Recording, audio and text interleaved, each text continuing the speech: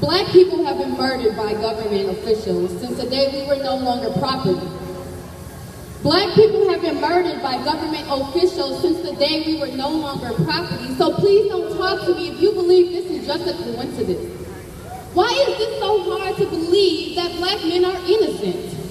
Is it because of the stereotypical images that we rotate and the propaganda that we rotate online without even knowing it? Black people, we've been under attack since the media, and this is the first time we're actually showing it. Our sisters and brothers been upset before Mike Brown, so this is not just reacting. This is what Fed Up looks like.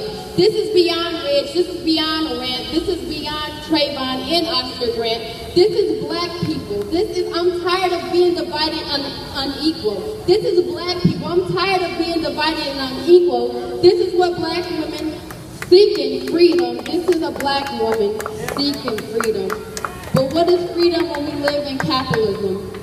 But what is the cost of a black body dead in the streets when the police is just killing us?